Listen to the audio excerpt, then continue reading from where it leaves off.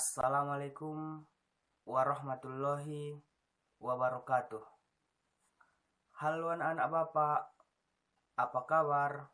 Bapak doakan semoga kalian semua senantiasa berada dalam lindungan Allah Subhanahu wa Ta'ala, senantiasa dalam keadaan sehat walafiat, dan bisa menjalani rutinitas kita sehari-hari. Baiklah, sebelum kita lanjutkan video ini, Bapak tekankan kepada kalian semua, jangan lupa terlebih dahulu like, comment, subscribe, and share ke media sosial kalian video Bapak ini supaya kalian tetap mendapatkan video-video terbaru dari Bapak. Baiklah, anak-anak Bapak semua, khususnya anak kelas 4 Min 2 Mandailing Natal, baik dia kelas 4A maupun kelas 4B. Apabila kita renungkan, terkadang tidak kita sadari waktu itu begitu cepat berlalu. Tanpa terasa, pada saat sekarang ini kita sudah duduk di bangku kelas 4. Tahun kemarin kita masih duduk di bangku kelas 3. Tahun kemarinnya lagi di bangku kelas 2. Tahun kemarinnya lagi di bangku kelas 1. Dan sebelumnya kita tidak sekolah. Tetapi tanpa tidak terasa, pada saat sekarang ini anak-anak Bapak semuanya sudah duduk di bangku kelas 4. Itulah waktu. Sangat cepat berlalu, tidak bisa dipercepat dan tidak bisa diputar ulang kembali. Pada dasarnya, waktu itu ada 3 bagian. Yang pertama disebut dengan waktu yang telah lewat. Yang kedua disebut dengan waktu yang sekarang yang sedang kita jalani. Dan yang ketiga disebut dengan waktu yang akan datang. Contohnya, yang pertama tadi Bapak sebutkan waktu yang telah lewat. Pada waktu yang telah lewat, contohnya sebelum kalian masuk menjadi murid di Min 2 Mandailing Natal ini ataupun Min Sinunukan ini, kalian belum bisa membaca, belum bisa menulis, belum bisa berhitung. Paling seandainya pun ada yang bisa, paling bisa membaca. Paling itu kemampuan anak kelas 1. Tetapi belum lancar berhitung, belum lancar menulis. Nah, itu adalah waktu yang telah lewat. Sedangkan waktu yang sekarang, setelah kalian masuk sekolah belajar di madrasah ini, kalian bisa dengan lancar membaca, bisa dengan lancar berhitung, bisa dengan lancar menulis, mempunyai pengetahuan bahasa Indonesia, matematika, pengetahuan sosial, kewarganegaraan, kesenian, Quran hadis, fikih, dan lain-lain sebagainya yang tidak bisa Bapak sebutkan satu persatu. Itulah waktu yang sekarang. Sehingga apabila kita bisa mempergunakan dengan baik waktu yang sekarang ini, maka kita akan mendapatkan ilmu pengetahuan. Kita nanti akan naik dan diangkat ke kelas 5. Dari kelas 5 diangkat ke kelas 6. Dari kelas 6 menyambung sekolah baik ke MTS, ke pondok pesantren, maupun ke SMP. Setelah itu melanjut ke sekolah menengah atas. Bisa dia ke sekolah pesantren lagi, atau ke madrasah aliyah, ataupun ke sekolah SMA. Bahkan sampai ke perguruan tinggi. Nah, Sehingga apabila waktu ini bisa kita pergunakan, kita mendapatkan ilmu pengetahuan yang banyak, maka di dalam waktu ketiga, waktu yang akan datang, maka kita akan dengan mudah memperoleh lapangan pekerjaan dengan kemampuan yang kita miliki, yang berproses belajar dan belajar mulai dari SD atau min, SMP atau sanawiyah, ke aliyah atau SMA. Sehingga pada suatu saat nanti, bukan lagi kita yang mencari pekerjaan, melainkan pekerjaanlah yang mencari kita dengan kemampuan dan skill yang kita miliki. Makanya anak-anak Bapak semuanya, sekali lagi Bapak tekankan kepada kalian, waktu itu tidak bisa diulang dan tidak bisa dipercepat. Makanya dari situ marilah kita pergunakan waktu ini dengan sebaik-baiknya. Karena pepatah mengatakan, belajar di waktu kecil bagaikan mengukir di atas batu. Dan belajar setelah besar bagaikan mengukir di atas air. Ini mengenai waktu belajar kalian. Kalau kalian menulis di atas batu, maka apa yang kalian tulis di atas batu tersebut akan bisa dibaca, akan bisa dilihat. Sedangkan apabila kalian menulis di atas air, maka tulisan itu tidak akan bisa dilihat, apalagi kita baca. Dan pepatah orang Jepang pun mengatakan, waktu itu bagaikan pedang. Apabila kita mampu mempergunakannya, maka ia akan melindungi kita. Tetapi seandainya kita tidak mampu untuk mempergunakannya, maka itulah yang akan membunuh kita. Nah, dalam video pembelajaran kali ini, karena pentingnya mempergunakan waktu dengan sebaik-baiknya, maka kita akan mengkupas kandungan surah Al-Azhar. Nah, barangkali surah yang Bapak sebutkan ini bukanlah sebuah surah yang sangat jarang kalian dengarkan, melainkan ini adalah sebuah surah yang sangat sering kalian dengarkan. Bahkan mungkin di antara murid-murid Bapak anak kelas 4 ini, baik dia kelas 4A maupun kelas 4B, sudah hafal luar kepala surah Al-Azhar ini. Surah Al-Azhar ini adalah surah yang ke-103 dan termasuk golongan surah Makkiyah. Di dalam surah ini Allah membuka firman-Nya dengan bunyi, A'udzubillahi minasyaitonirrajim. Bismillahirrahmanirrahim. Wal asri.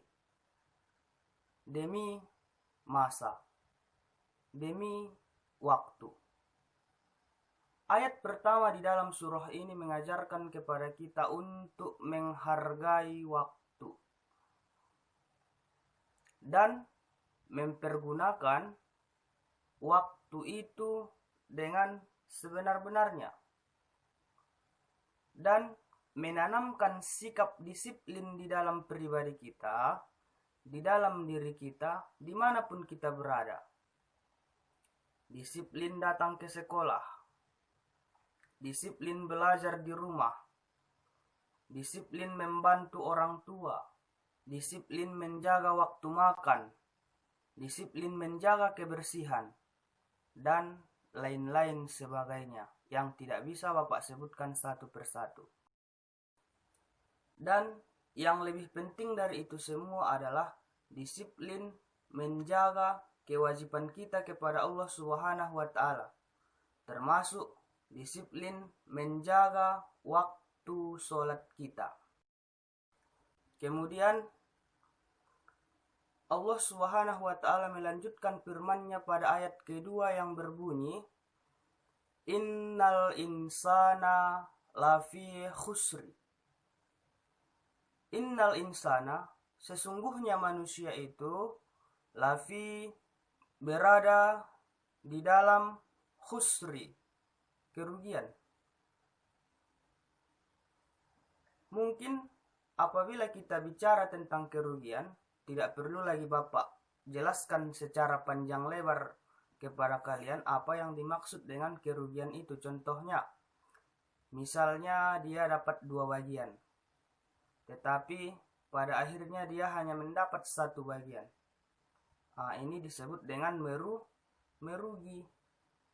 Contohnya, kalau kita melaksanakan sholat berjamaah, maka kita akan dilipat gandakan oleh Allah Subhanahu wa taala pahala kita sebanyak 27 derajat.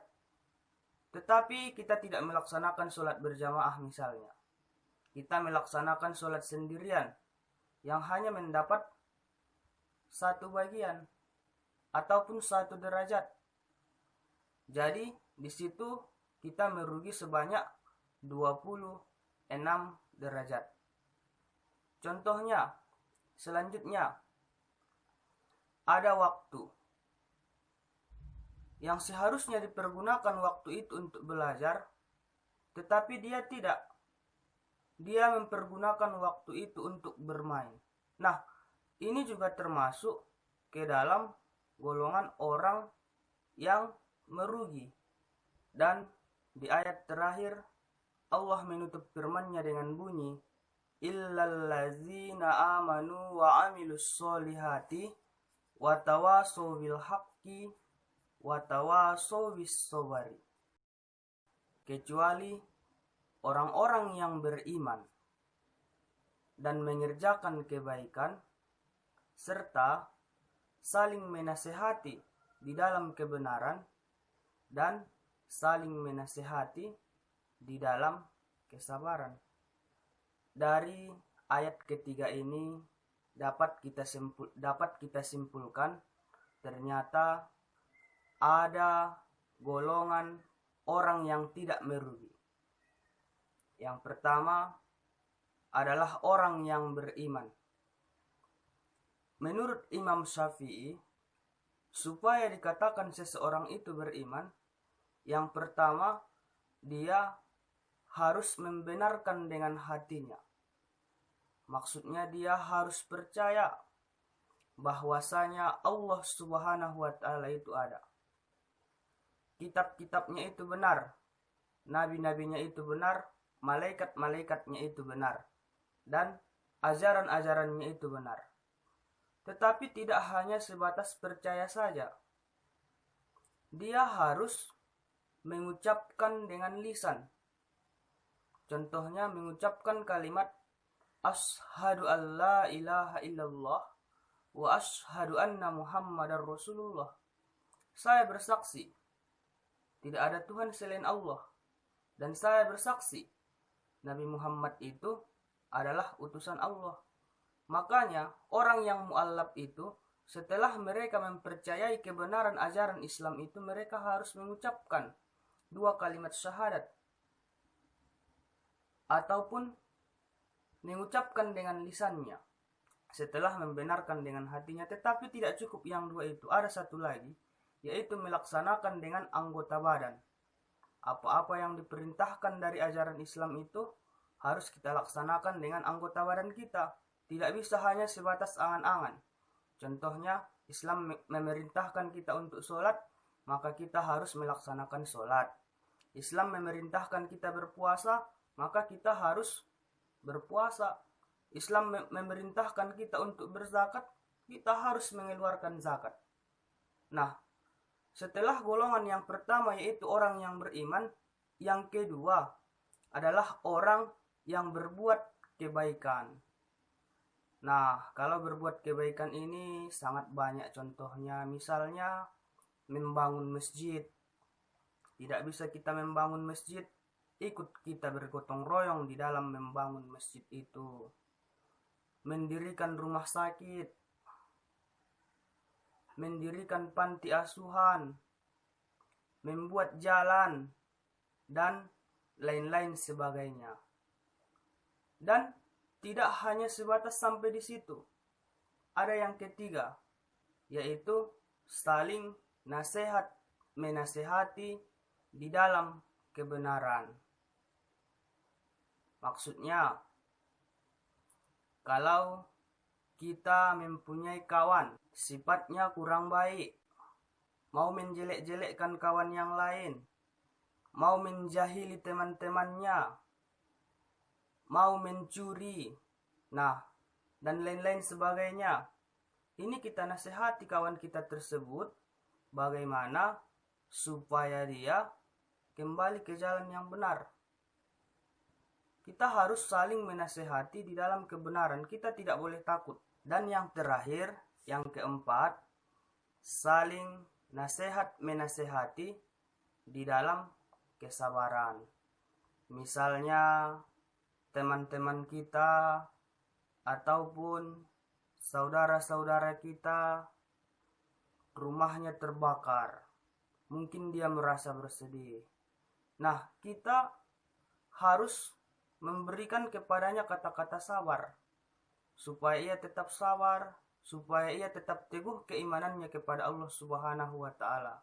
Ataupun misalnya orang tuanya meninggal, ataupun kendaraannya hilang, dan lain-lain sebagainya. Kita harus menasehati kawan kita tersebut supaya beliau tetap bersabar. Kita katakan kepadanya bahwasanya ini merupakan suatu ujian yang diberikan oleh Allah Subhanahu wa taala. Innallaha ma'as-sabirin. Sesungguhnya Allah bersama orang-orang yang sabar. Demikianlah video pembelajaran kita pada kali ini. Semoga bermanfaat untuk kalian semua, khususnya murid-murid Bapak kelas 4, baik dari kelas 4A maupun kelas 4B min 2 Mandeling Natal. Bapak doakan sekali lagi semoga kalian semua tetap dalam lindungan Allah Subhanahu wa taala, senantiasa dalam keadaan sehat walafiat. Jangan lupa like, comment, subscribe, and share video ini ke media sosial kalian supaya kalian tetap mendapatkan video terbaru dari Bapak. Bapak akhiri video ini dengan fastabiqul khairat. Assalamualaikum warahmatullahi wabarakatuh.